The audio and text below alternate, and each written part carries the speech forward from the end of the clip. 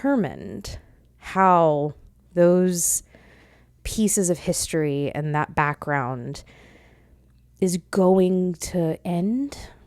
But something tells me that tonight, in this conference room, here, across the river from the woods that you love so dearly, something is going to happen.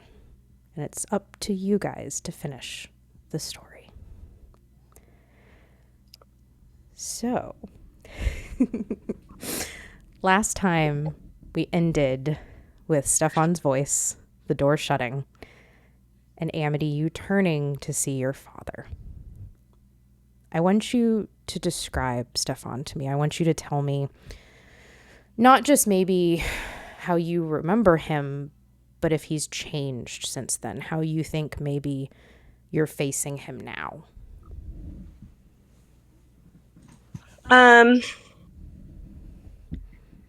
So he does look different from when Amity last saw him. It's almost as if there is a glamour around him to try to project a way that he wants other people to see him. Mm-hmm. So he's taller, thinner, pretty, kind of about this, kind of pale, just like a little like Amity is. And he has very dark hair that he has slicked back with some graying in it. Some casts of light, you see a hollowness growing in his eyes, and his face is sharp but kind of sunken in, like he's been paying a cost to his power, but he's trying to keep up that power demeanor of being in charge and holding himself as high as he can in a looming, very condescending, arrogant way that Amity knows all too well.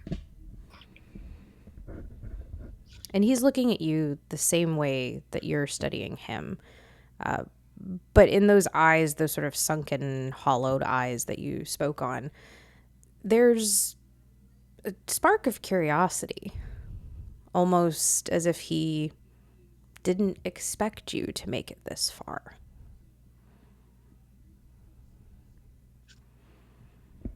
What a surprise, always underestimating me. Even now, not even talking to me, I can tell. Well, you know, after being let down so many times, it becomes a bit of a habit, little one.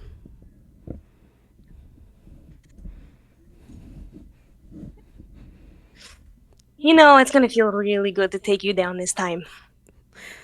Getting a bit ahead of ourselves there, aren't we, daughter?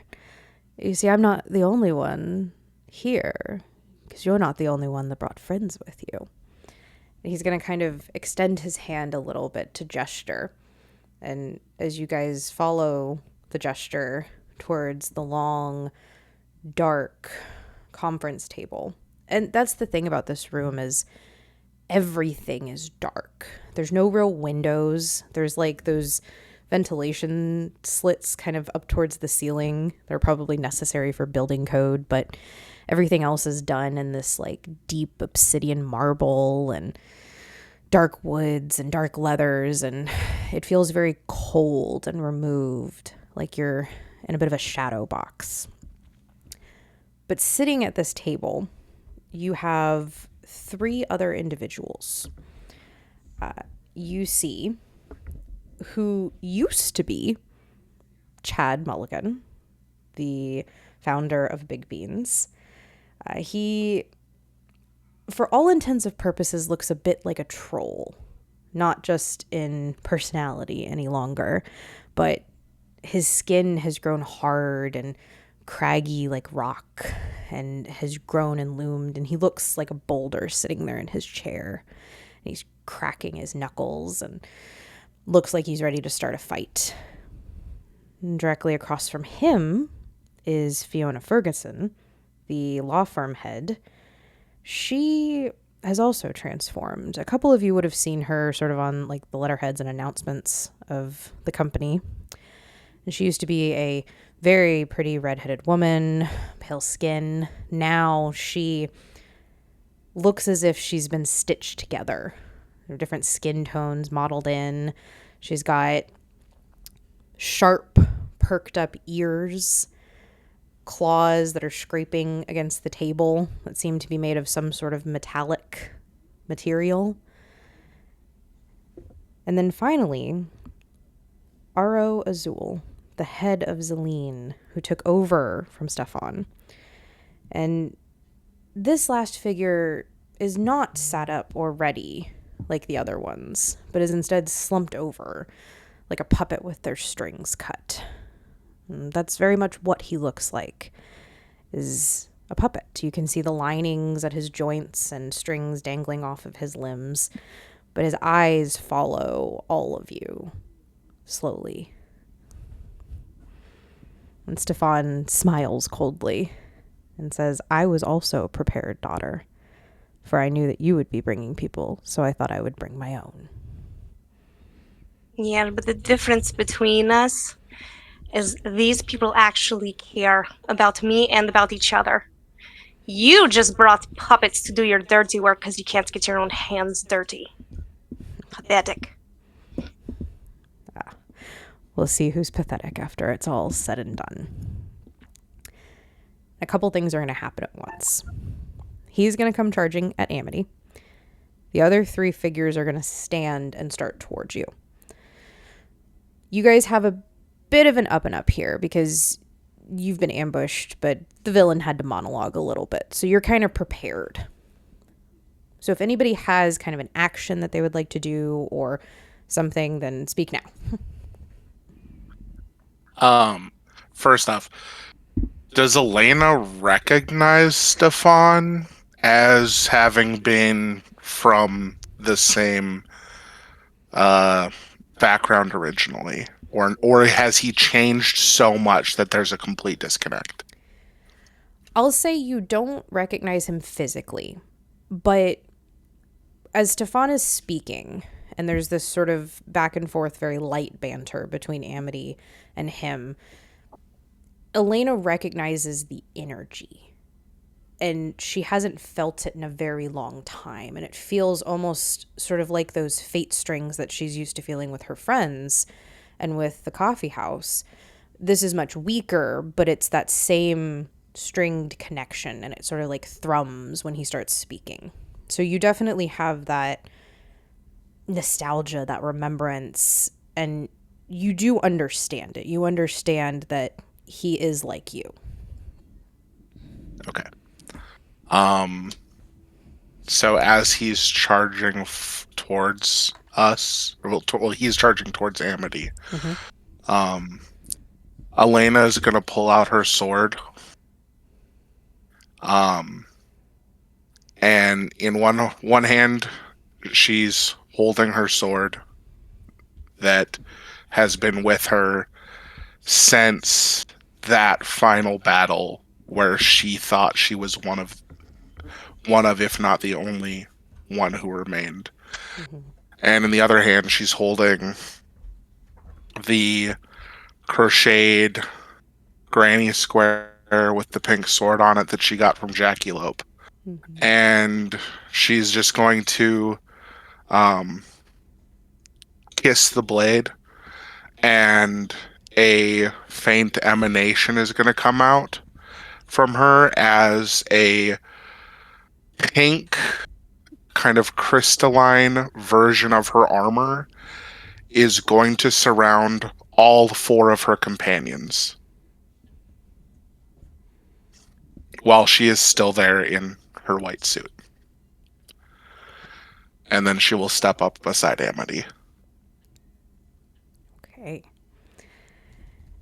And everybody sees this, obviously. So if there's any reactions or anything or any other movements somebody would like to take before we sort of make the first move, so to speak. Amity's gonna pull out her sword and shoulder up next to Elena. Okay. Taylor's going to be checking out her armor. Ooh, I got an upgrade. Yeah, and I think that's a good place too because, while Elena offered this power to her friends, I definitely feel like there'd be some autonomy to it. That it would maybe recognize her friends and take different shape. So, how do you guys think maybe it would take shape upon you? Maybe what it would look like, this power that your friend has offered and put in armor form for you? Oh, for Taylor, that's actually kind of easy. She's when it comes to a fight, she's really kind of taken to Elena and really looks forward to training with her. So all I know is it's going to look like Elena. Honestly, it could choose any form right now, but if we're in a fight, that's who it's got to be. That's who I want on my side. I love that. So it sort of mirrors her armor, but to fit to Taylor. For sure. Okay. And what about our other three? What do we feel like? First of all, how do you think that would maybe feel for you guys? A lot of things just happened. And then your friend sort of offered this power boost to you.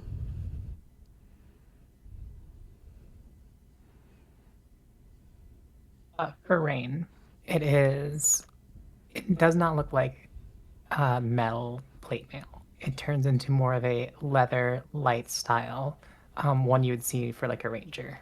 Um, she has it takes the purple of it and most of it kind of stays and coalesces around the chest for the purple color. Everything else kind of turns into like a whispery, shadowy dark. Very nice. Rain accepts the aid, though is afraid of its consequences. Do I notice this? Notice the armor or notice which part? Specify. Rain's hesitation. It is noticeable. Yeah. I want to figure that out. Let's do it. I want to know why. Yeah, this has been bugging me for since the last session too. Eating me alive. What's going on? Why is Rain always so hesitant about things? And as a reminder for our listeners, you have a couple different moves in Thirsty Sword Lesbians that you can roll. So it's going to be your 2d6s, and then your success, how high you roll, determines either an action, something that happens in the scene, or potentially a question that you could ask to the other characters and they have to answer honestly. But be careful because depending on what you roll, there's a possibility they could ask some questions in return. Are you gonna spend a string, Sarah?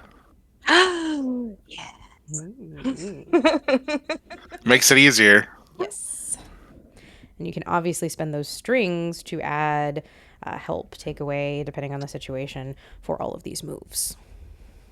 Okay, so with the string, it's plus wit, which my wit is 1, and plus 3, so I'm adding plus 4 to this. Okay.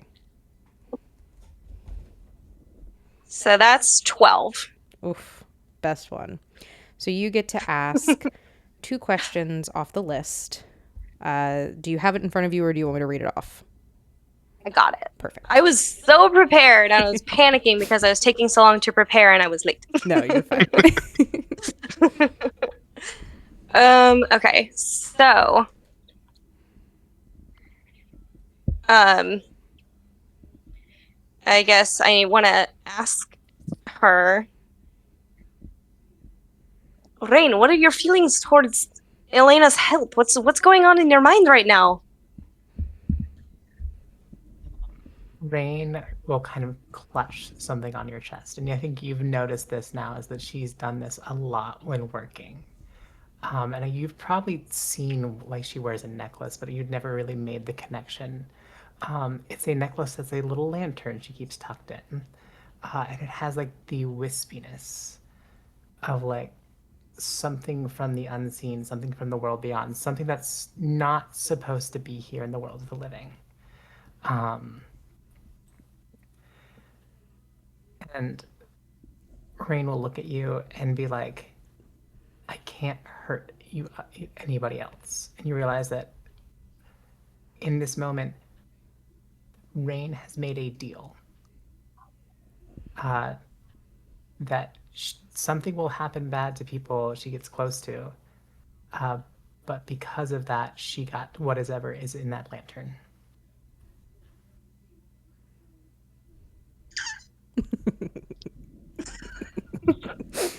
The noises are my favorite. Okay. And you get to ask one more. Mm-hmm. It's in the necklace. It's not on the list. Right? Like, What's the deal? what? What?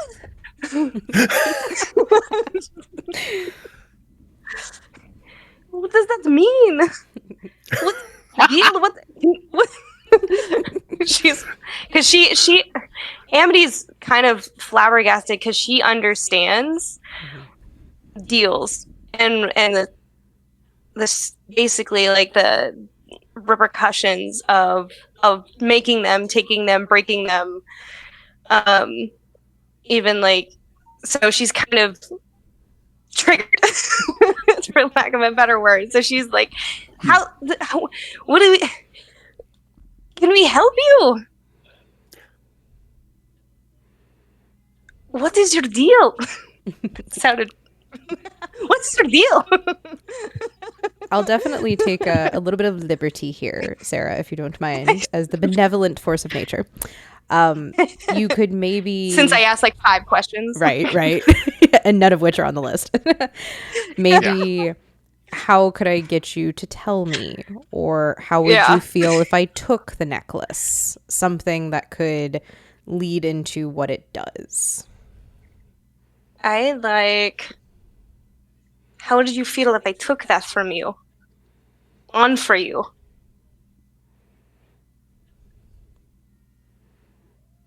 You would take the curse that it comes with. I've been cursed before, and I'm still here.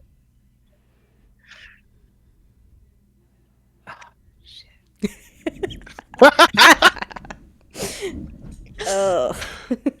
All right, Emma, I got a feeling we're going to need like more games just to like dive into some of this stuff. Oh, I have received so many wonderful little plot things.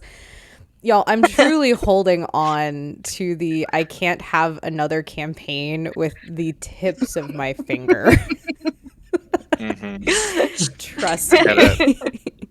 Emma, you know what I've been given, correct? I know what you told me. I don't think specifics were given to me because I know you gave Rowan a bit of a sort of like a gotcha. A blank check. There you go. That's what I was received. All right, let me see.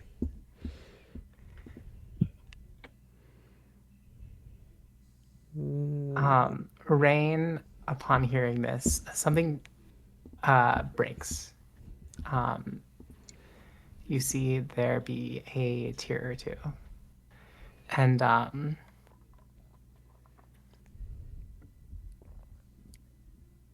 she will, instead of answering the question, reach down and she will open the lantern, and you can see the kind of wisp that flows out. And you can kind of see into the wisp that it's around her and like the unseen magic that she has. It's a soul. It's the soul of somebody she loves dearly, who has long since passed.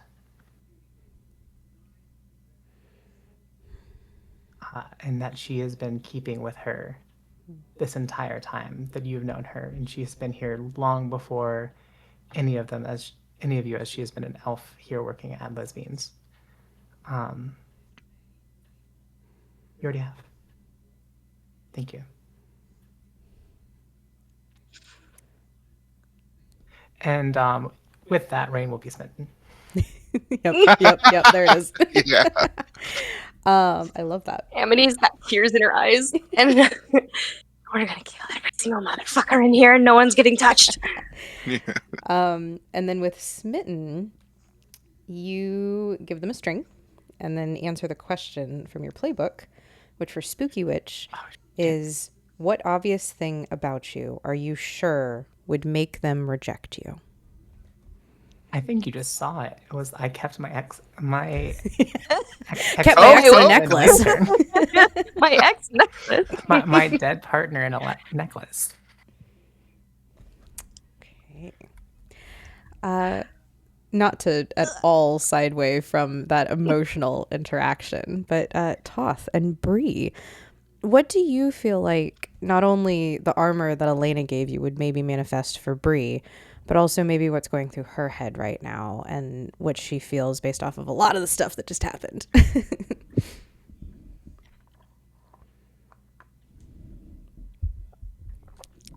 I can't think hear your you. mic died. I Your think mic we had did the wrong die. mic. It was Discord this time. Okay.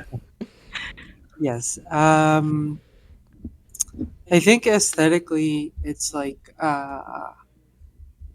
sort of naturey green nighty kind of armor, Okay. but in the same white as the dress, with the same colors as the dress. Mm-hmm. Um, so it's basically it feels like anything more less natural is too megacorpy to metropolisy right now for Brie. Mm-hmm. So yeah, it would be that aesthetically. And as for like what she's feeling, it's really just like we don't need more issues, sort of. We don't need this whole metropolis thing. Like we have our own things to deal with back home. Um, Mm-hmm. this is just something that has to be done, you know?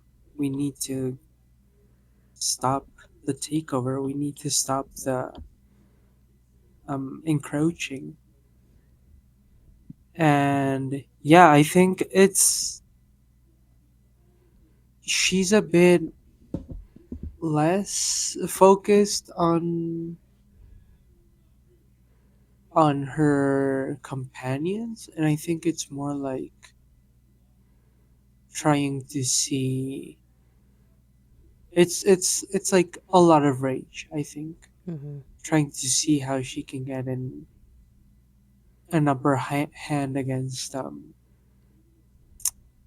the the her opposite, so to speak. Okay. Well, with all of those things that just happened, emotions and fighting and all of these fun things, you guys are presented with the 4 people that I spoke on already. You have Chad, who looks like a sort of boulder troll. His arms and his knuckles are obviously like extended. Think very similarly Troll from Harry Potter, but mostly just like the upper body. You have Fiona, who for all intents and purposes is like a patchwork X9 Michelle Pfeiffer Catwoman kind of mixture. And then Aro, who has the strings have pulled up by an unseen force, and he is now sort of marionetting over to everyone. And you guys kind of get to face off against whoever you feel. The only thing is that Stefan is coming currently at Amity and Elena. So you guys are kind of focused in on him right now. But everybody else, you can kind of decide who you'd like to attack, how you want to. Just let me know what you want to accomplish.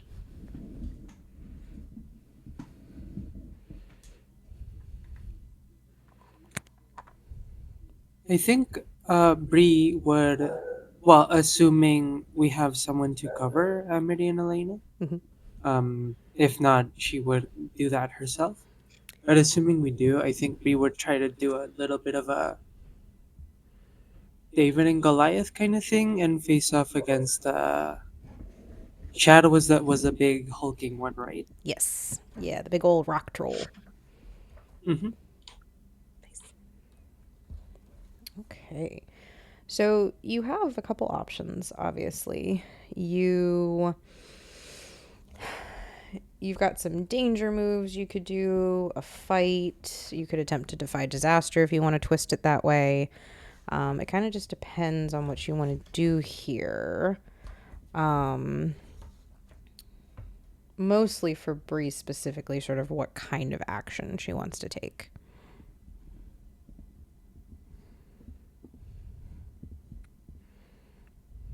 I was getting my dice, sorry. No, it's okay. I think in this case, I'm going to try to start, I think, with a playbook move, actually, Ooh, if I may. okay. Yeah, absolutely. So I'm just going to try to taunt Chad, who obviously, like, I assume, well, Bree would know this, but from what I'm getting, is that he fancies himself like a big, strong guy, better than everyone else, kind of thing. Mm-hmm. Um, so I'm just gonna shout. Um, how should I word this? I think something like, um, everywhere in Metropolis, every second poster says something about survival of the fittest, about might makes right. And yet you come here to fight the battles of someone who clearly thinks they're better than you. And then I don't know if that can like sort of pair with the attack that she's going to make, but that would be the hear me playbook move from the Seeker. Yeah, absolutely. Basically trying to rub in the face what she's learned here with lesbians versus what basically she grew up being taught that you should never fight a weaker person's battle. Trying to hold that against a Chad here. The Chad. This is the big boss Chad. No, absolutely. So with that one, you're gonna roll your 2 dice. You're gonna add your daring. And in this instance, you're going to be able to pair it with that fight. We'll do a second roll for that. But you're going to basically get to ask me those questions as the GM, and I'll offer information based on what could maybe help Bree in this scenario about Chad.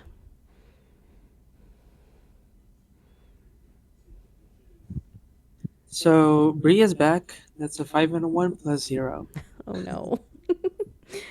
Okay. So I'm gonna say with that first, it's not a full downbeat because you just hit your 6, but with it being a failure on trying to get any information, we're gonna start something. You guys are going to get to interact with another setting of this game, which is the counter setting. So I've got a D6 here. I know you can't really see it, but it's a D6. So I'm going to put it on the 6 roll.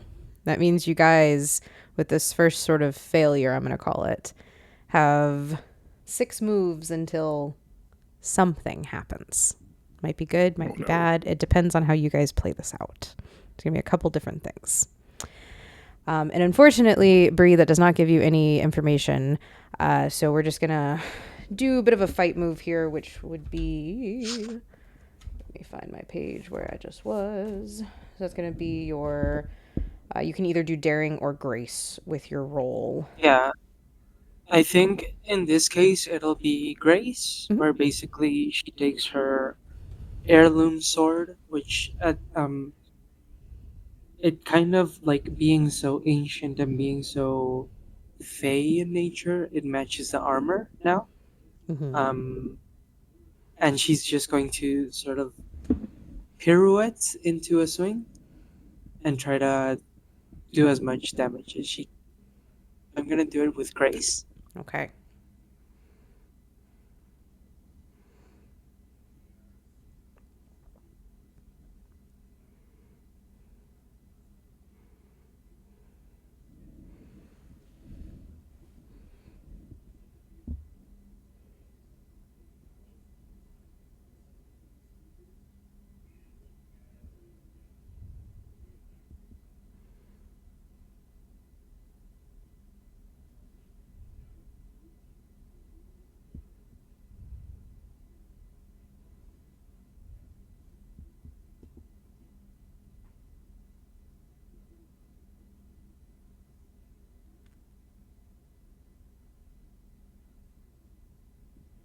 I'm not sure if you're talking or not, but I can't hear you, so you might have muted yourself again.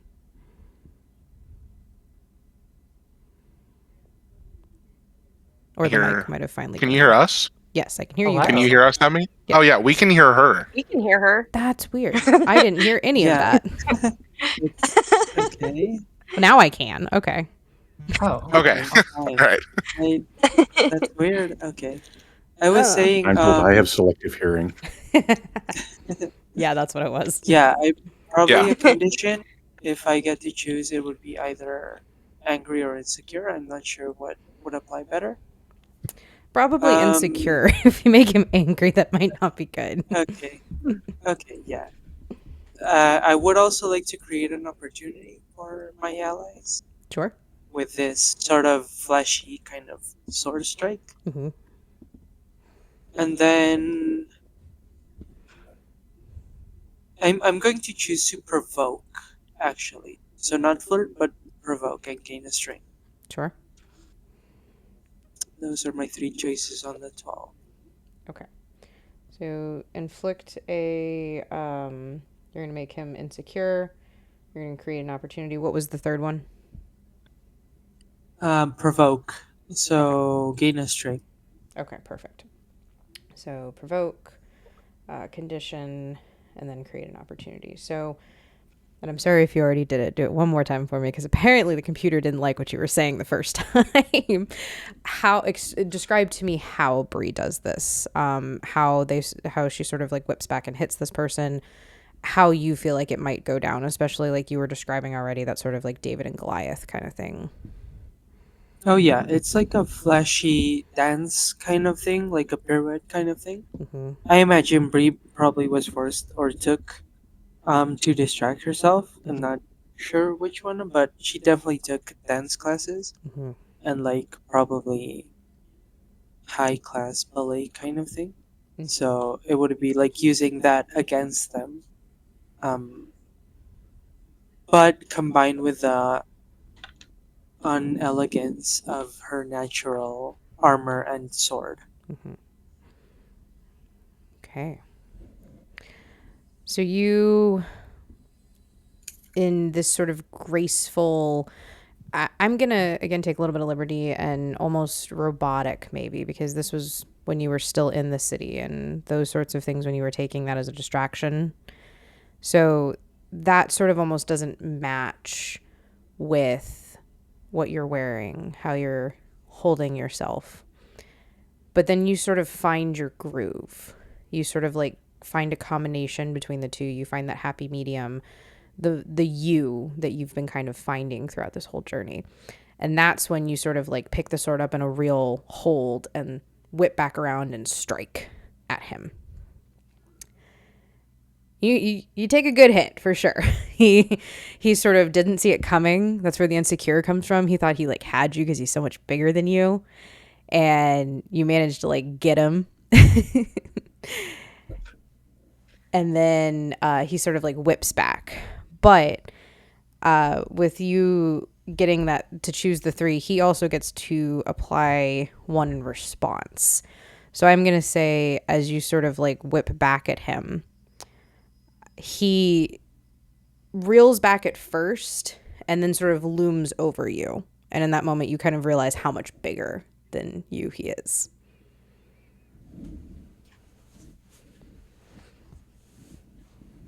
So Was that applying a condition? nope, that was taking a superior position above her.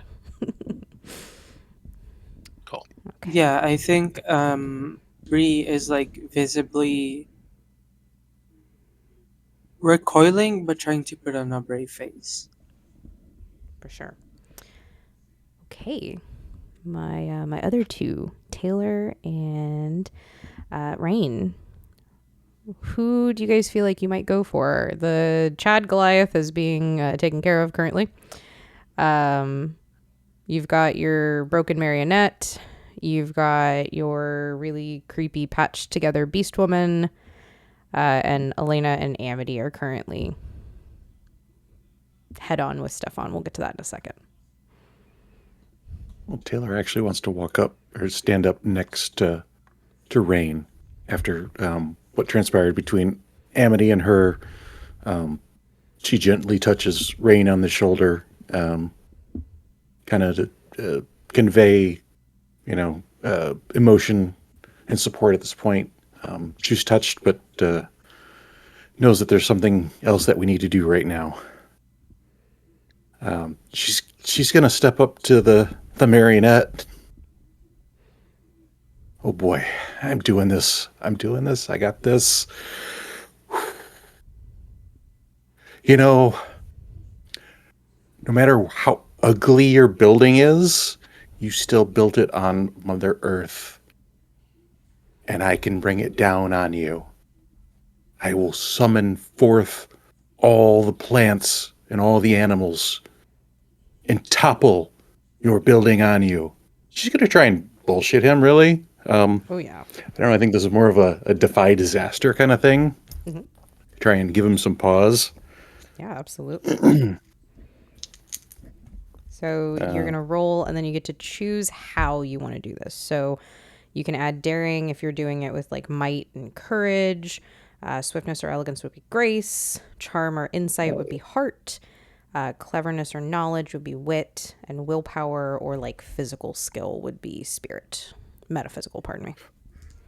If there's any, I doubt there's many plants in this room or anywhere near, but let's say that someone put a little succulent on the corner just to, maybe, you have this ugly building. You just want to, oh, look, we like nature. So that here's one succulent. Yeah. And she's going to make the succulent kind of just wave just a little bit. It's like really not threatening at all, but she's going to, I think since she's threatening, it's either wit or spirit. I think I might go with spirit here.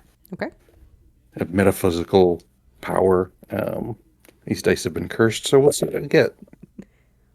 Well, it's a 9. Okay. Okay. That is, I am offered a hard choice or success with a sacrifice.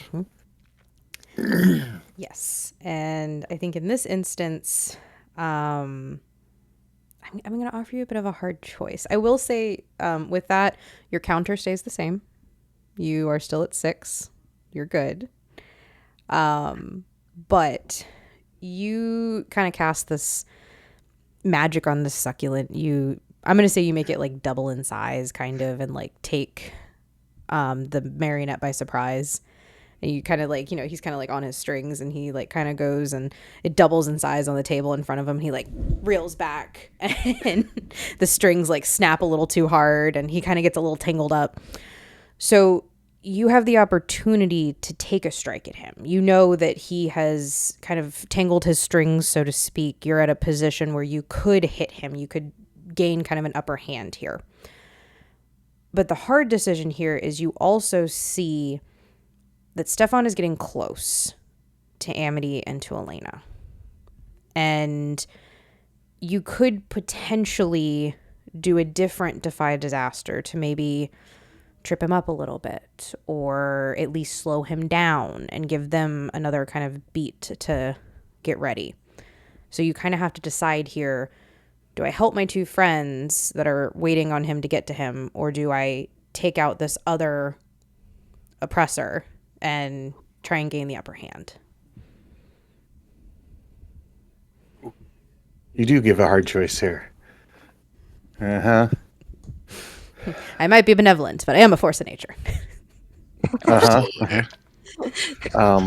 It comes with the territory. Given how much time Taylor spent with Elena recently, if she sees this opportunity to maybe distract or cause Stefan pause to give her friends the advantage, she's definitely going to go that way. Okay. So you're going to roll another defy disaster. Now, the downside to this is that I'm going to give you which one. You're going to have to add your daring to this, because you are making a choice that is a lot more aggressive than Taylor normally would. Oh, yeah. She is all in on gung-ho at this point, whether she has the ability to or not. Because her daring is a -1. We believe Oh in her. no! You're gonna But, do You great. go, girl. know. You got this. That's an 8. Okay. So, and Even with the -1, that was an 8. yeah, no, So- that's good. That means you still get a success, but it will come with a sacrifice this time because I'm not going to offer you another hard choice. That would just Force of be God is choice. coming. Hard choice into hard choice into hard choice. All the choiceception. No, I'm going to say, and you can describe how you want it to happen, but I'm going to say that Taylor gets the chance to cast some sort of a spell outward at Stefan that's going to trip him up. And you kind of get a little bit of a leeway here, how you want to do it, how you want to maybe use her nature magic or even just maybe her innate magic. You know, she's seen her friends do a lot of magic recently if she wants to kind of take off of that. I'll even add a little bit more layer here. Elena gave you this armor as well. You could maybe manifest off of that because that is a very innate part of your friend as well. So if you wanted to play something off of that, but describe to me how you want to sort of trip this big bad up just a little bit to give your friends another second. Well, I think with her ability with plants and whatnot, someone has left a power cord unplugged from one of the projectors in here. And looking at it, it's just another vine to her. So, she reaches out and she's able to get this power cord, just kind of slither and just kind of wrap around one part of the shoe of Stefan. It's not enough to really, like hold him in place, but if you ever catch your foot on a cord or something and it's just like whips around a little bit and you're just like, oh, what the heck? That's I think that's what's going to happen with Stefan here. Okay. He's going to have to look down and see what happened to his shoe. Okay. And he does. He kind of gets tangled for a moment and it doesn't cost him much, but it's enough that especially Elena and Amity, you guys kind of see this happen in one quick motion. And you guys are given sort of like a breath, a reprieve, and you know that your friend was offering that to you to like prepare yourself. Okay. Rain, what would you like to do? You still have a tangled marionette that if you wanted to take a swing at, I would, in this case, be benevolent and allow. Or you have the beast woman you could go for. Can you describe the beast woman again? Because Rain has been in shock for this past little moment while her friends are doing things. Yeah. And is now coming back to it, is why she's so delayed. Yeah, no, absolutely. So Fiona Ferguson is in charge of the she's in charge of the law firm. She's one of those many names. She's the Ferguson in one of those many names. And she, I'll be a little candid in this, and this is where the idea came from for me when I was making it together. She basically has like stitched together all of these people. She's stolen like pieces of them and is like stitched into one amalgamation of a person. So like you can see like literal stitches in her skin where there's different like skin tones and pieces, and she's wearing like this skin tight cat suit, and her nails are like a good 3 inches off her hands, and they're like a metallic like chrome. And she's been like kind of dragging them across the table while she was waiting. And she's got these really sharp red ears perked up from her hair that's like in the slicked back ponytail. So she's just like a demented Michelle Pfeiffer Catwoman, Sally the puppet kind of vibe. It is giving 90s Michelle Pfeiffer Catwoman mixed with Sally. Very much so. I am going to look at her, and I have my sword to my side, ready to swing if need be, but I'm going to call on a toxic power. Okay. Ooh. And it's ask my question, so it's, have you even looked at yourself? Do you even know what you've become? Do you even know what you were or what you're trying to go to? How dare you try to be here and just force this upon others? Okay. And I will roll. It's fantastic. That is going to be a total of 10. 6, 3, 1. Let me double check my moves real quick. figure out. It's the downside to having to flip through all of these is like you think you're in the right place and then you realize you have to go back like 8 more pages. Just have multiple monitors with infinite information. I have a physical book. Uh-huh. It's a little bit different. There we are. Okay, you said you got a 10? Yes. Okay. So, you get one of those questions answered, and you get a +1 on a forward motion with that information. So, you ask your question. Oh, I misread that. You asked the question, and it does get an answer. So, here's the first thing I need to know. When you ask Fiona, have you even looked at yourself? Is Rain doing anything like physical behind that question? I mean, you're in a boardroom. There's like, like those like serving platters on the table. There's like, glass kind of everywhere. Are you like wanting to... I'm asking if you're wanting to like physically gesture with this or... I'm trying to like physically gesture to like see if there's even a moment of clarity in this person. Is there like a second of realization? I'm just trying not completely do a condition, but like a second guessing of self to see, could this person be turned away and not be in this conflict anymore? Sure. And I'm going to say that as you sort of like ask that question to Fiona, she sort of like whips around at you, and in this conference room, you guys are in, it's all like shined wood, clear glass. Again, it's this dark box of a room that you guys are in. So it's very easy for her to like catch her reflection kind of behind you. But rather than seeing like remorse or like clarity, she just sort of like reels back and like roars at you, almost like it's like kind of empowered her or sent her like the other way. Then I see you are truly lost. I get +1 forward. Yes. Now, whatever you do, you get a +1 too. I think we determined they're just a lawyer. Just a lawyer. It's a lot of lawyers all stitched together. Okay. Elle, if you want to take one more action on that, you absolutely can, because you kind of have the upper hand. I'll fight. Absolutely. Go for it. Right, that's gonna be a... that's not gonna be good. It's 5 on the dice, but with the +1 forward makes it a 6. And can I use grace, or does it have to be daring? You can use daring or grace. I will use grace for a 9. Okay. Thanks.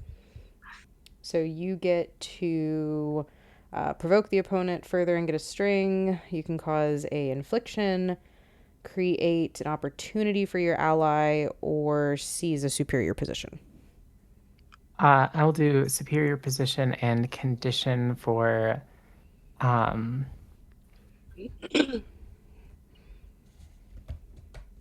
want to say angry. Okay. Because that's kind of fits with what I just did. I wanted to do frightened or guilty, but it doesn't make sense. Nope. That's as a person, I am proud of you as a force of nature. I will deal with that. Now, what I will let you know is that in sort of inciting that anger, our dice is going to go down 1. So we're at 5, just so everybody knows. How dare you? It's not because of a failure. It's just because things have moved forward. So yeah. Describe to me, as this beast of a woman is kind of barreling at you, how do you want Elle to kind of like hit her?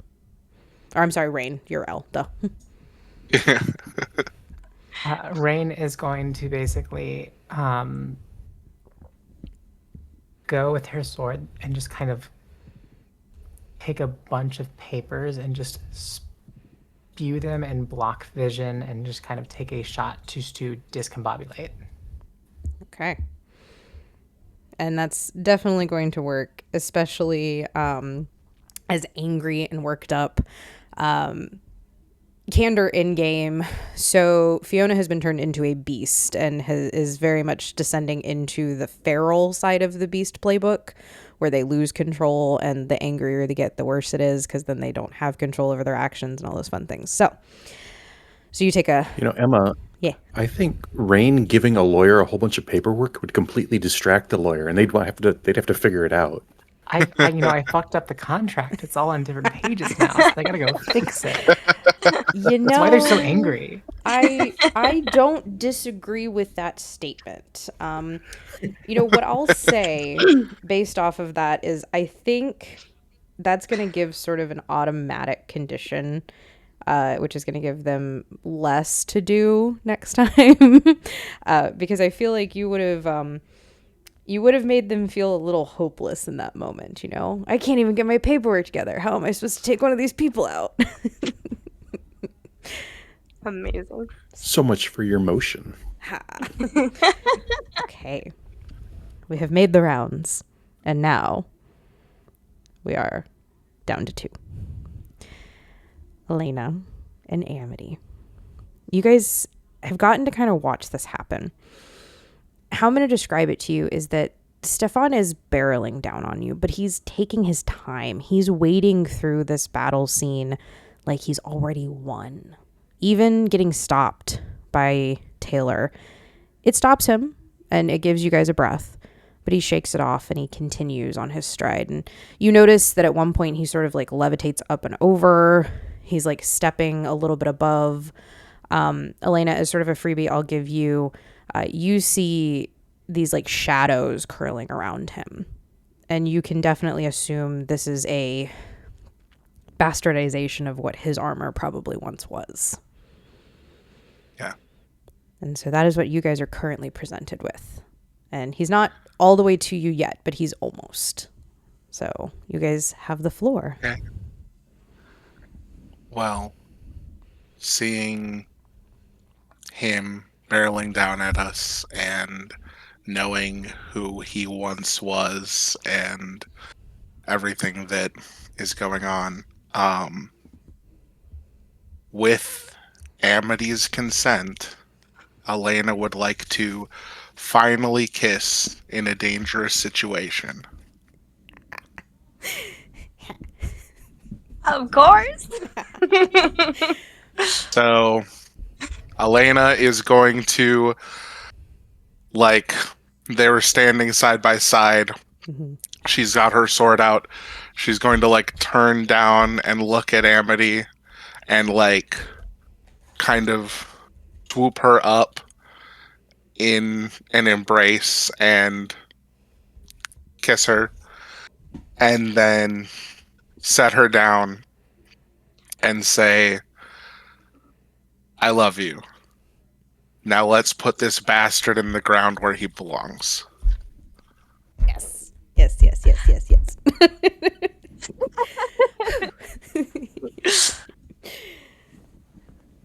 All right. Amity can't talk. She hasn't felt that way in a long time, nor has she felt worthy to allow herself to feel that way. And it's very overwhelming. And it just gives her that much more resolve to end this so that maybe she could have happiness again. Yes.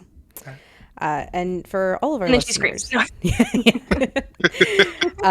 for all of our listeners, finally kissing in a dangerous situation is indeed one of our playbook moves. It's sort of the quintessential move. It's the end move. It's when people finally kiss after a period of tension, each takes +1 ongoing to get safety and protect those for the rest of the scene. If more than 2 people finally kiss in the circumstance, they all get the bonus. Each participant must be enthusiastic about said kiss to trigger this move. I would say all of those things are met. So So yeah, you guys get a +1 moving forward on all of your rolls for the rest of the scene. I'm gonna go a little step further, and I'm gonna kind of give everybody an opportunity here. I know a lot of things are kind of happening, but you guys have been kind of focused in on your two friends, especially because you understand what's happening. So if you guys would like to kind of maybe describe how that moment of love, that dangerous kiss, like maybe how it was making you guys feel as characters, I would be so benevolently inclined to offer you a +1 as well, as you are all a lovely little amalgamous group. Just gotta work for it, damn it. I think Taylor was looking back to see Stefan if he really did get tripped, and she catches this as it's happening, and like the cartoon hearts come out again. You know, they kind of float over her head. She sees her friends. She wouldn't have put those two together, but definitely can see it in the moment. It's like, oh, I totally should have seen that happening. Oh, you go, girls! Okay. Rain looks back and just like has a sense of just like a love and pride for both of them, and feels to herself that she can finally move on. And seeing this, like there is still things to do in the world. There's still people to meet, friends to make, people to love, and see is it happening once again. Love that. And I think Bree was like very trying to sort of mask with the whole, yeah, we need to get this done. I need to get this over with, whatever. And then she just notices this out of the corner of her eye, and then just fully ignores the chat guy. And right, it's not just about whatever vendetta I have. It's not just about whatever excuses I have. It's about us, the group, love. This is what it's about. It's not just revenge or whatever. It's about love. And this is totally the wrong time for this to happen, but Taylor seeing this, she's now smitten with Elena doing this right in the middle of combat, because that's just like the most romantic thing, you know, that could be going on right now. Okay. That tracks. Yeah. Which means that you have to answer what is a clear challenge to being with them that you're overlooking because of your naivete. I've been dreading this question for 4 sessions.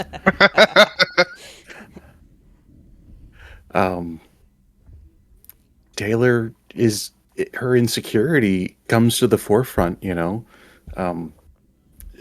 She hasn't really explored her life much lately. It's her life is like 3 years now, 4 years now.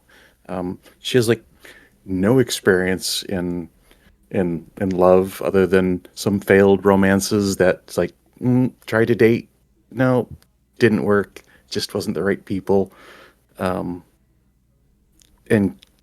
fear of rejection. You know, it's you know, she was dumped once by this girl, and you know, it's hard for her to get over. So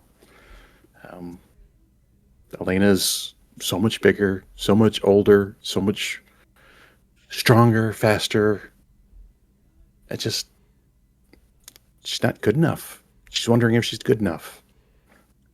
And in that naive believing, not realizing that Elena sees so much innocence in you that she wishes that she could bring back and that she respects and loves.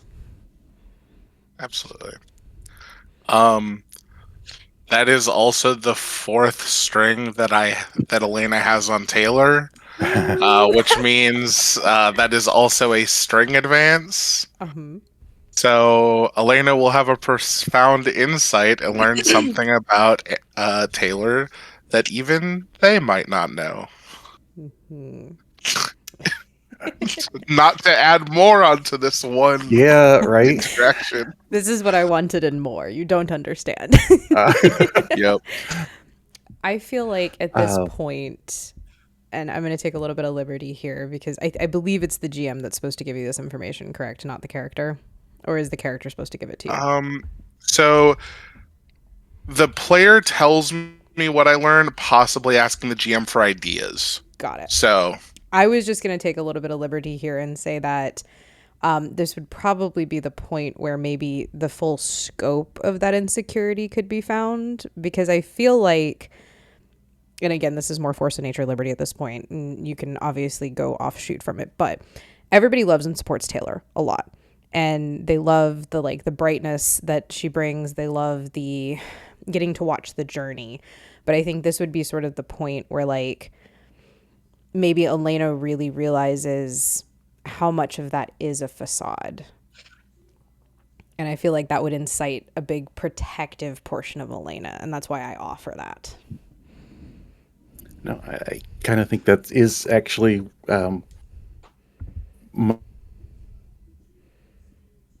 Taylor's unsure that life as a girl is for her. It's helped a lot, and she feels a lot more comfortable, but it's still, you know, been a small portion of her life. She's 22, 23, 18, 19 years as living as a boy. Just, it's new to her, and she's not sure if you'd like her if she didn't stay a girl.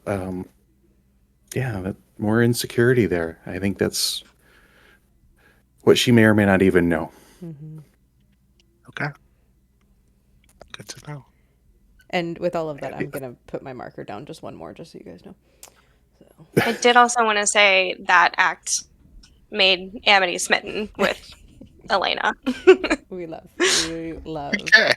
Okay. Cool. We're just doing all the things tonight, guys. So what's your Yeah. question? What's the question for you? Yours is the infamous, right? Uh-huh. So So it's why do they think they would be wrong to forgive you? And that's because I see someone who is protective, would lay down themselves for other people, and I was the opposite for so long, and I can't take back anything that I did. And I didn't protect people.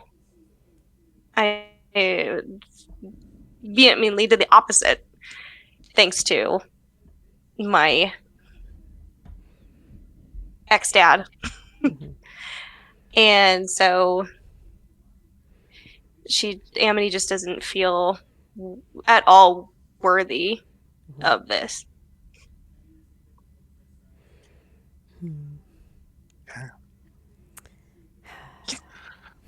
So much is And she just going sits in the on corner right and now. cries. Yeah. You don't love me, I suck. You're not allowed to love me. I'm terrible. Could the baddies leave the room? We're having a moment, okay? Right? Yeah. You're really cramping this moment. Please. Yeah. It's I just really flip off my dad. rude. It's really rude of you. Like, the door is shut and everything. You told us to get a room. We have a room.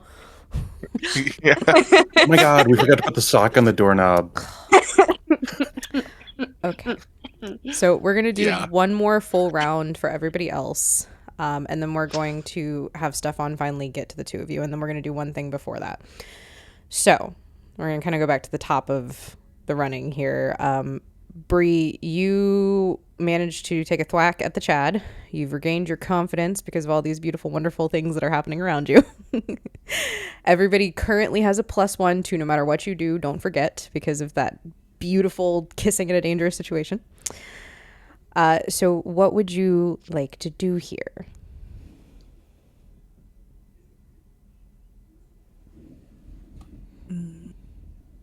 I'm thinking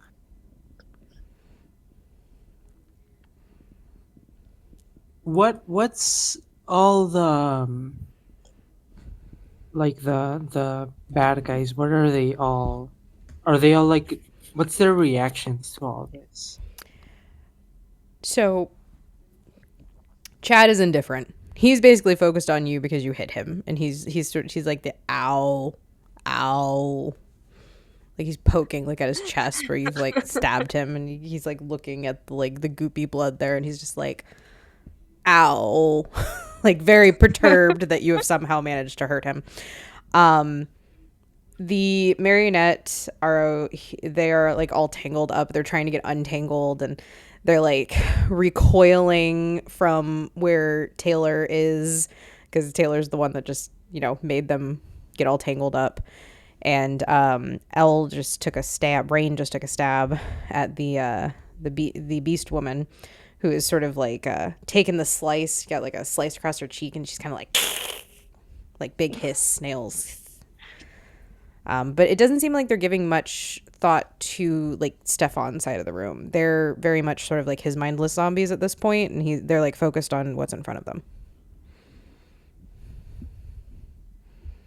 Is there ever like a chance that I can try to take a dash and a stab at someone that's like maybe the beast woman, maybe Stefan? I don't think that would be a thing, but I'm gonna say I'm Stefan's a thinking little sort too of like far away, but from yeah, where yeah. you are, I'll say you're closest to where Taylor and the marionette are right now. So I will happily allow, if you want to try and like take a stab at both at this point, like if you kind of want to do like a combo move, so to speak.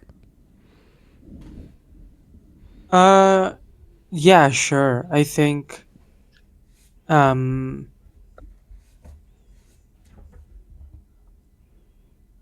I'm trying to see if there's anything else that I can do instead. Oh, I think I'm going to try another silly tourist. Mm-hmm. Um, sort of like to figure out like what's the weak points on. I think on either Chad or the Beast Woman. Okay. Um, I'm just going to act like, oh my god, this is so pretty. Well, obviously that's an actual reaction, of course, but just like use that to like play the fool. Mm-hmm. Like, oh my god, I got so easily distracted, and then um make sure they underestimate me before like trying my swipe. Okay. So you're using the silly tourist playbook move, right? Mm-hmm. Okay. So that's Yes. basically like a figure out person or defy disaster, but Figure out a person. but you have additional things that you can learn by using your specific playbook. Mm-hmm. Okay, so I'm gonna roll with my -1. Mm-hmm. Actually, for Chad, I'm going to spend a string. I think Okay. just to make this more the string I just got. Yeah, I'm absolutely. going to spend it. So I get a +4 -1. Is that correct? Mm-hmm. Yeah. Okay. Let's go. Okay. I got 10. Woo. +3, 13. Okay. So you can ask two So I questions. get 2 questions. Okay, perfect. I think I like the ones that my playbook gives me. The Mm-hmm. what hidden threat am I missing? Mm-hmm. And how are you vulnerable? Okay. Uh, I'll give you one for Chad and one for the Beast Woman. So pick which one Mhm. which.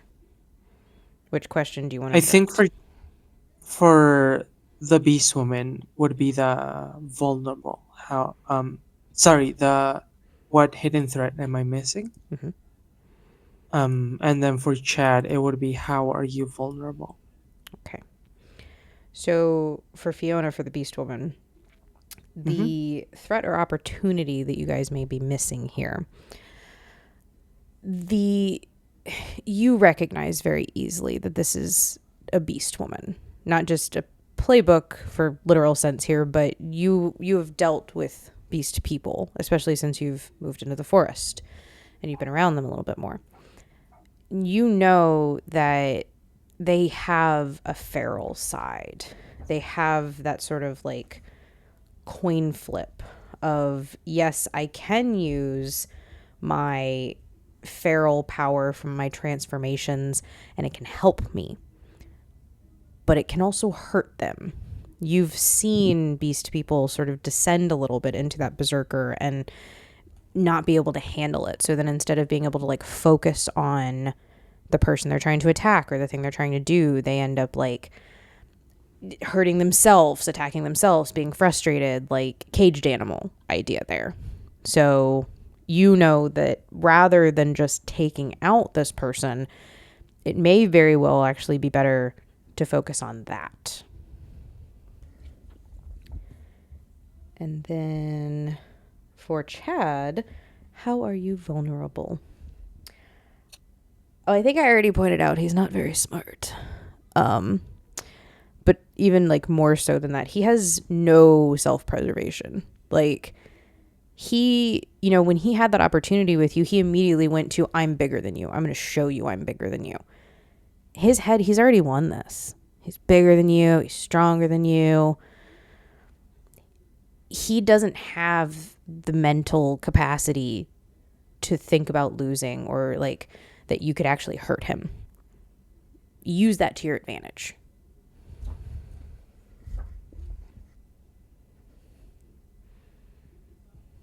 Okay, so I'm just basically going to shout out to the group. Mm-hmm. Yeah, basically how we can take advantage of this while I'm sort of like making it super obvious that that I'm giving my back towards Chad. Sort of like making it very clear that I'm exposing like my vulnerable side, so to speak. Mm-hmm. Now, do you mean And then this in sort of like a hope that he goes to attack you while you're kind of keeping tabs on it, or are you doing it as sort of like a provoking of him? Which side of that are you trying to take? I think it's a bit of both. It's Okay. a bit of like, oh, I'm just fully going to ignore you. Like you think you won this, I'm just going to ignore you. But also like hoping there's a swing that I can dodge away from and then strike back. That's sort of like what Bree is looking for, I think. Perfect. Best thing you can do. Ignore a Chad. Okay. And so everybody kind of gets a garbled yell of that insight, basically. So you guys do kind of get that information for free. Okay, so I think that would bring us back to Taylor. With the marionette on the table or in front of her, she's actually going to advance on it. Okay. You know, and she's going to say, I warned you about the power of nature. She's going to reach out and just touch it using her playbook move, Nature's Touch. And when I touch someone and let the power of natural world flow in them, I roll and things can happen. I get +3 on this, so roll good. That is a 10. I get to choose 2. So I'm going to cover the first one first. They're going to gain the ability to speak to plants and animals for the rest of the scene. And they're going to hear what plants and animals really think about what the megacorp is doing to this world so that they know that it's not right.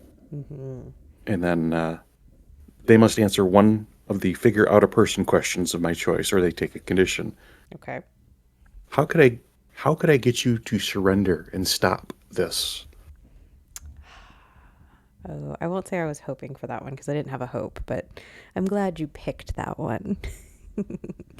So a couple things happen in pretty rapid succession. So Taylor, Give me a little bit of a description. How do you feel like she does this gracefully? Does she just sort of like thrust forward and kind of like put out her magic? What is her enacting this? What does it look like? She had been talking about, the natural world coming down and crashing on them. She's going to move forward and just reach out and put both of her hands on the face to this marionette, kind of like almost like grabbing them so that the power flows into them. Okay. And as you kind of do that, your hands glow a little bit, and this poor broken marionette person immediately has just the weight of the world literally now implanted into their head. But as that happens, Taylor, you feel a crack. You've gotten pretty good at reading people, especially because you'd rather read other people than yourself a lot of the time. It's easier to focus on the people around you. It's more fun to like feed into that, the empathy, especially as a performer. That's a big deal of like reading a crowd. And you feel this like visceral mental crack of this person. And you hear in your head very clearly, as if someone's speaking to you, even though nothing verbal has come.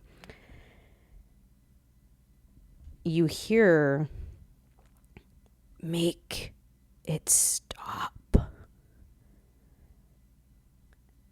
And you know, just in the deepest of your hearts, that this is the person inside the puppet.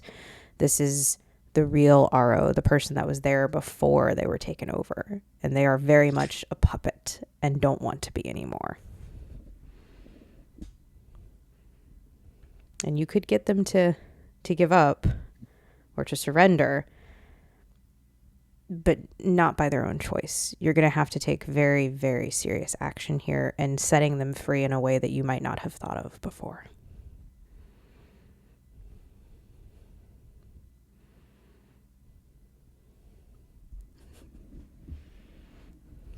Okay. Is this a two-way communication by any chance, or is it just an insight that I get from them?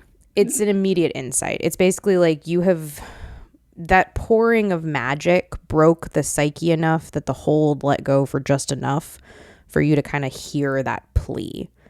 It's for lack of a better way to describe it, this is the kill me meme. Like, please make it stop. Like, this is very much a desperate attempt from this trapped individual. Somebody.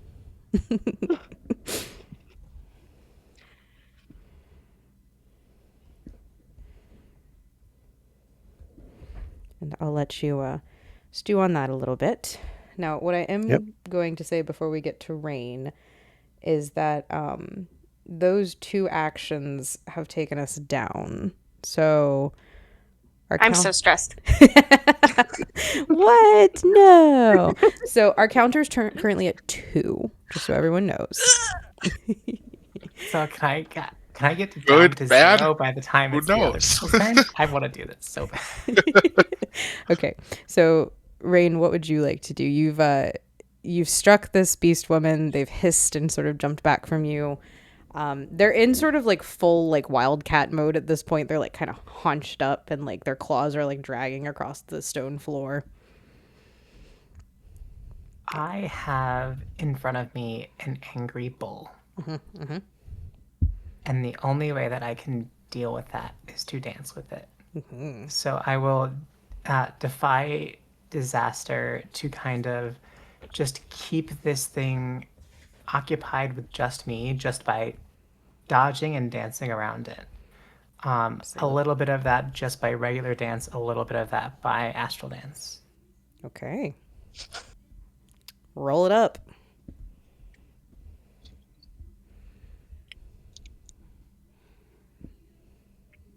That is going to be a 9. Okay. Are you taking into consideration all of your bonuses because you have that +1 for everything? And that would be 10. Cool.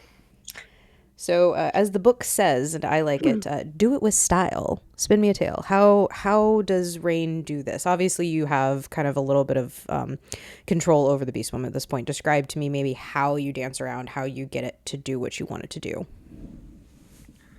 I am like basically spinning. I have a little bit of my like cloak that is like acting to kind of like block vision for a moment. Once I'll like get a very close glancing blow that's blocked by some new, very helpful armor that is adorning me.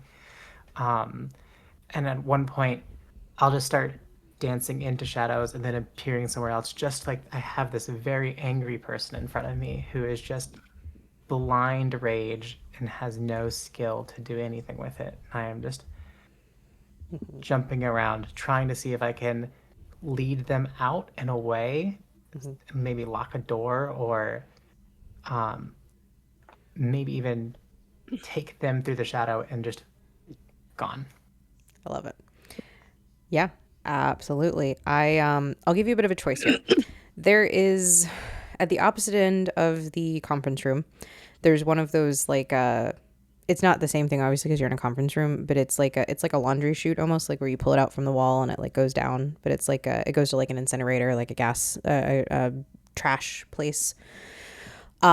You could also do exactly what you said. You could shadow her kind of.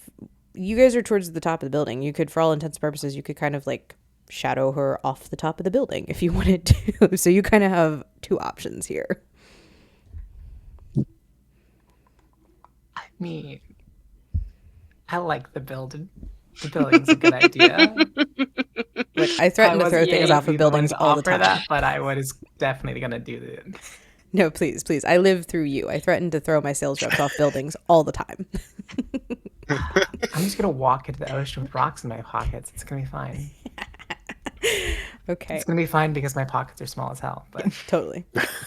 Well, women's clothing doesn't have pockets. The pocket inequality is real. I will die on this hill. It's terrible. I don't want to talk about it. I know. Fucking my fiance had the audacity the other day to me. He was like looking for something in his mini pockets of his cargo shorts. He has the audacity to look at me and go, "Oh wow, I've got a whole other pocket here." And I'm like, Here, let's just rub some salt in that wound. yeah. Yeah. Turn around. Turn around, walk away.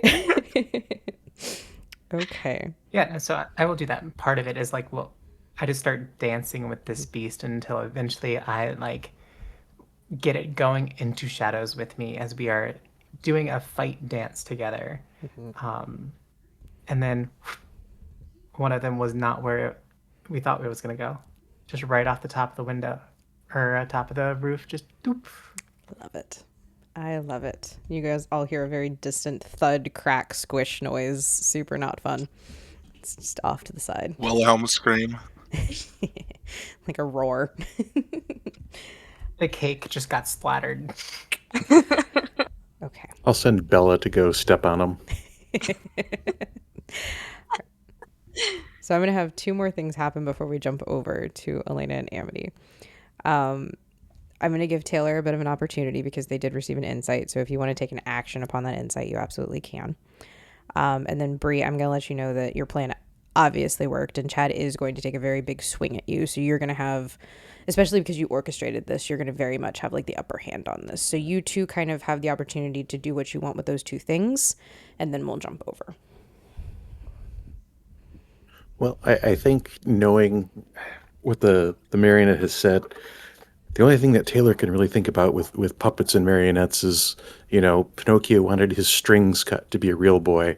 Mm-hmm. So she's going to take her sword, her very bright, very shiny sword that she's now keeping since she's made friends with Elena. And she's going to cut the strings on this marionette. Just, why not? Yeah. It worked for Pinocchio. See if that sets him free. Absolutely. Let me. What is Taylor's heart? +1. Okay. Roll me your dice and add your heart to it for me.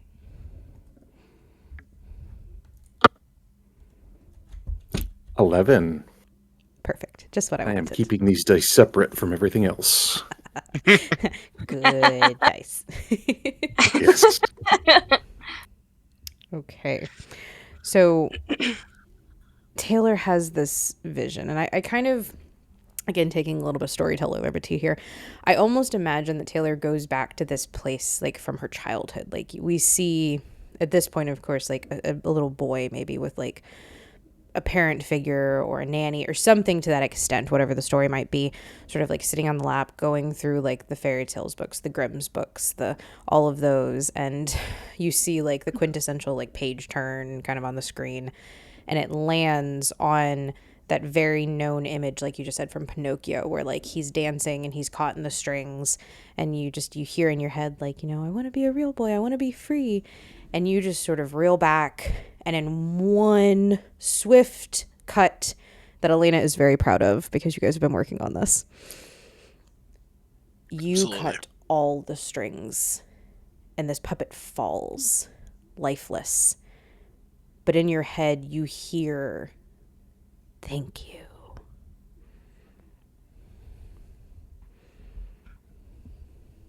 In this moment, she just kind of takes a knee over the marionette. Okay. You're welcome. I love you too. So much love. Okay, Bree.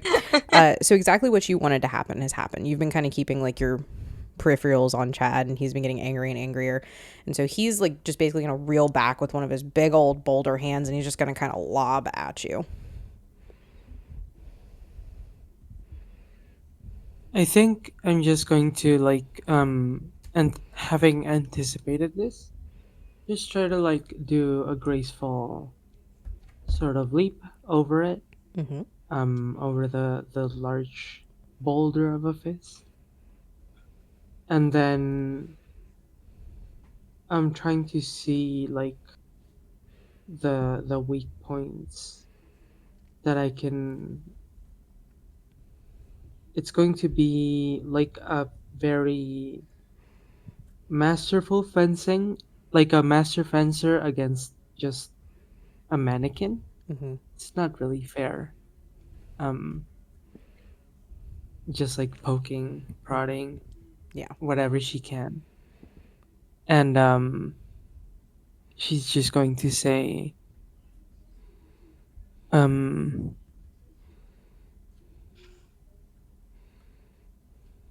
"This is what happens when you try to take over everything you can, when you try to overwhelm whatever you can. Mm-hmm. You don't have any room for any beauty, any grace. Um,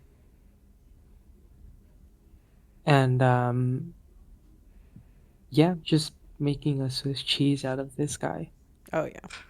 And I'm going to say on that last line, you managed to find that first like stab wound, and you just sort of like final push to take out our Chad. All right. With that, guys, we're down to one. Elena and Amity. You guys have had your moment. You've seen your friends triumph. And now Stefan is upon the two of you. Now, Elena, I'm going to give you an opportunity here. I don't normally, obviously, in this system, but for this purpose, I'm going to roll 2d6 for Stefan. And I'm going to add the number that I have for him. And you're going to be able to roll in opposition of that. Now, I'm going to be nice and allow you to pick what you want to add to it. And you have all of your current bonuses. And apparently my dice want to go flying. But this is basically going to determine this final countdown. And I'm giving it to you because I know you've taken the protective stance in front of Amity. Yeah. Rats.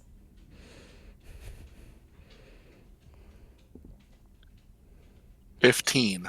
Oh. You know, I was feeling real happy With over here daring. with my 11.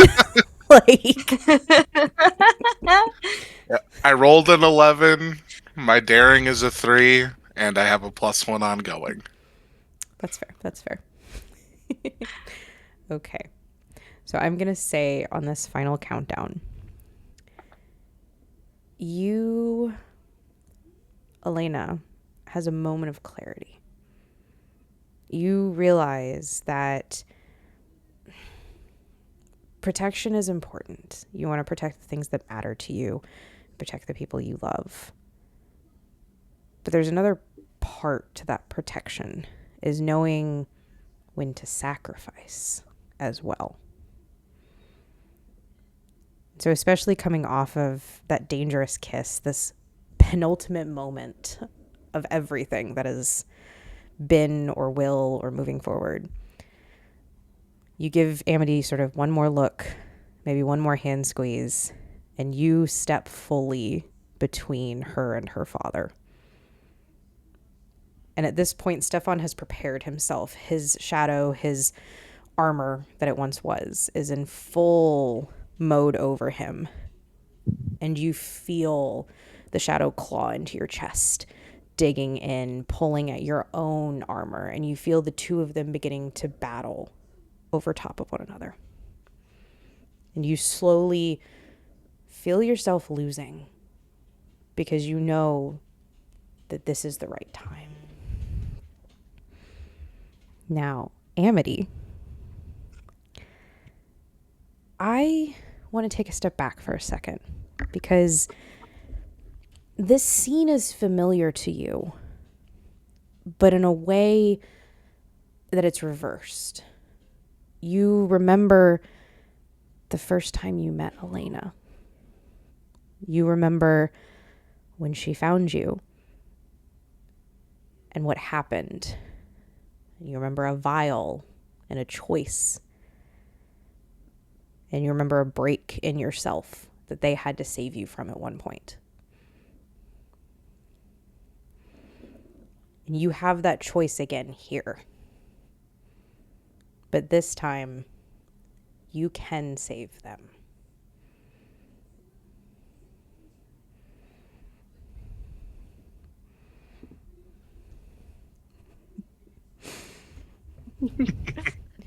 So how this is going to go mechanically is very similar. Yeah. Now, what I'm going to say Okay. is that he's going to be at a detriment now because he's very much locked into your friend. But I'm going to offer the same choice. You're going to get to roll. You're going to get to add whatever stat you want to it. And it's going to be a straight opposition roll here.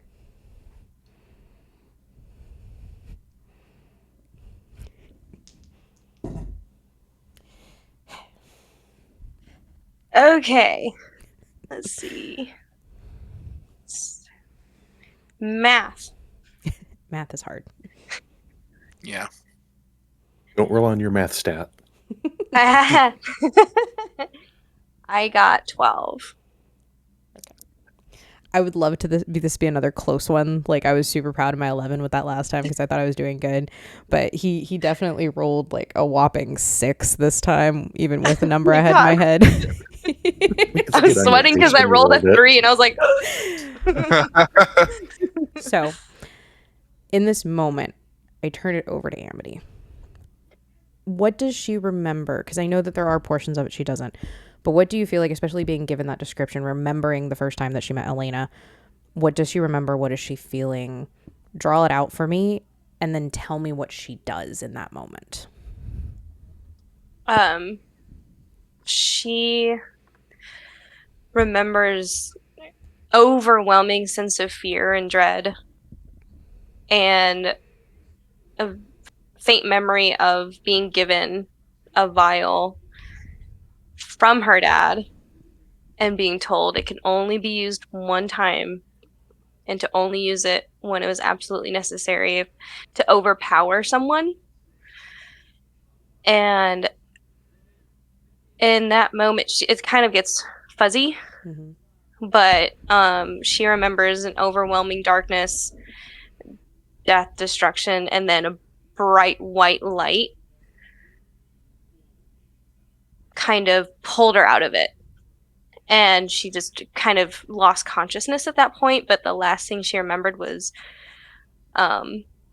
Elena's face, and like just really close to hers, and she felt picked up and carted off, and then the next thing she remembers was being in Lesbians in Mama's back room, kind of being nursed back to health. But one thing she remembers is that feeling of overwhelming power and an overwhelming desire to destroy. But now, instead of it being an overwhelming power to destroy, it's an overwhelming power to protect and preserve. And instead of her eyes going black and her veins kind of crackling with dark ooze, this time it's just a white blinding light, and the armor that Elena gave her just bursts out and severs the separation and severs that connection between her dad and her. And I say, you're not allowed to have this one. You're not taking anything else from me. Not again. And as that connection severs between the two of them, Elena, you feel your armor peel back. And for a moment, you think, this is it. I'm content. I have done what I needed to do. My friends are safe. But then the feeling changes. Instead of it feeling like it's draining away from you, it feels like you're letting go. It feels like accepting something within you. And you let it go. The same way that Amity just made a decision, made that final puzzle piece in the choices that she's been making since the day the two of you met. And your armor peels back from you in that blinding white light at the same time that the armor you gave to her does. But as it moves, Amity's turns dark and ichory and oily, and yours stays blinding, and they twist together. Wait. And they... Did you freeze up for you guys too? Oh no, did I freeze? It was like yeah. Dramatic moment, yeah. And then just like we're all like suddenly all of our cameras are just like everybody's like perked up like wait. Yeah, I was like, is it just me? And then I saw other people reacting. I was like, okay, it's not just me. Okay, what did I cut off on? At the same time blinding that white Amity's light? Okay. Yeah, that Amity's blinding white light. Like okay. Yeah.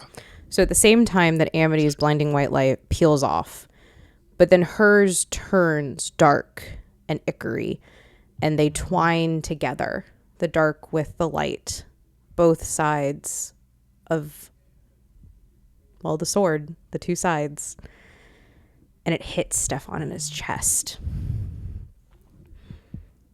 And he just begins to melt. The powers of his own creation, of his people, and of his blood have both made a choice together. And he is powerless against that. You watch the layers begin to peel back. Amity, like you see the years. You see almost like... Have you ever seen those cartoons where like the skin layers peel back almost? Like you're seeing it, but it's like a magical overlay. You're seeing like the first layer of glamour, and you see how bad it is. You see the next layer, it's even worse. The next layer, you're starting to see just this shadowy, ichory soul, and then he's gone.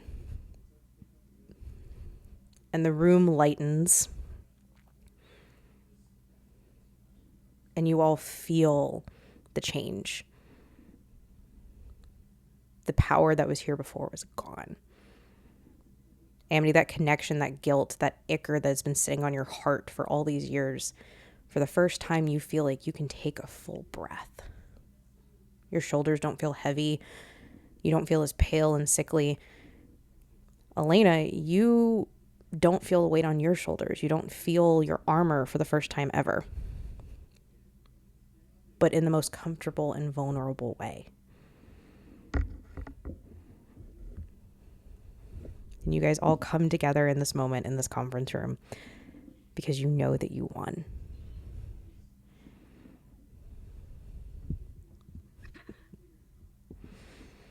Now, mechanically speaking, I will let you know. Elena, what this does for you is that you have been changed from a devoted to a chosen. You have changed your fate. Yep. Yeah. Cool. Thank you. Damn. You guys did it. You knocked all my bullet point notes. You killed him. I was breathing a little hard there for a minute there, guys. I wasn't sure if we were gonna get down to the countdown or not, so I was like trying.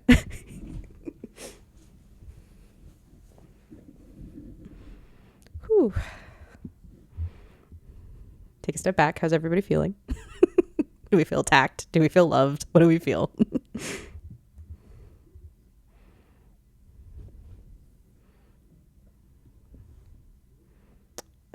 Maybe. Hold on.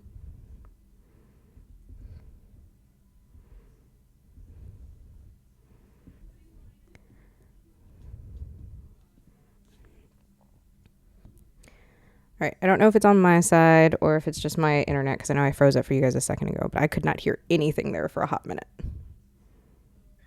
Oh, yeah, no, that's definitely on your side because we can hear everything. Cool. Now I can hear you. Yay. Oh, okay. Yeah. Just pretend that we were sitting here in stunned silence. Obviously.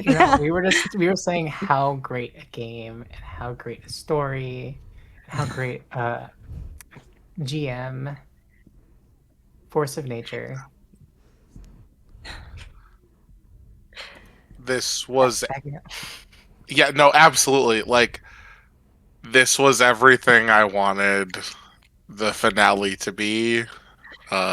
We hit, like, I know I told you, Emma, what I was hoping for, and you did a wonderful job of turning my ramblings into a beautiful story and a wonderful ending for Elena.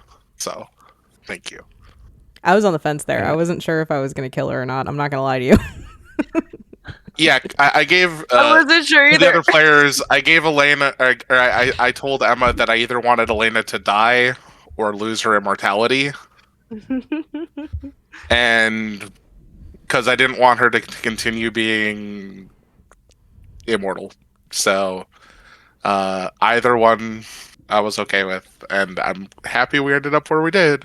But Yeah. And I'll tell you what finally kind of sunk it for me was because I was going back and forth. Because in my head, the only way that Elena could survive this was if her playbook changed. There's a big mechanic in TSL that, like, you can change playbooks, but you have to go through, like, a very emotional, not just, like, normal emotional, like, a integral change. And the thing that was holding me back was I just hadn't clicked for me, like, maybe what she would become or what she would turn into. I looked at the extended playbooks. I looked at sort of like all the ideas, and I kind of had this moment of clarity, I want to say, because I forget who said it in the chat, but somebody was asking, like, to clarify who was playing what, and someone said, oh, well, nobody picked Chosen. And I feel like that kind of, like, solidified for me. I was like, nobody picked Chosen. that works. Yeah. Yeah. Well, you guys did it. I think that, like I said, I think I was everything I could have asked for and more as well. You guys did beautifully, wonderfully. You gave me so much to work with and still gave me so much more in game, which is more than any force of nature could have ever asked for. Everyone here indulge me 5 extra minutes. Yes. I know we Absolutely. beat the bad guy. Taylor's ecstatic at this, and she wants to throw a concert at Lesbians for everyone to celebrate beating the bad guy.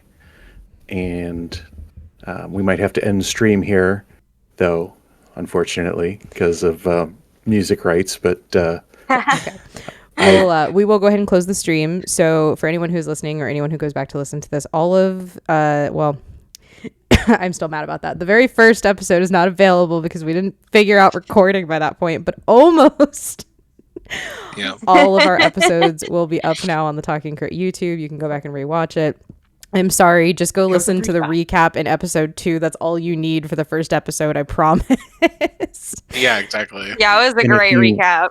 It was amazing. And if you want to hear the concert, you have to join the Talking Crit Discord and see it there. Yep. So for now, we say bye, stream. Bye, stream. Bye, stream.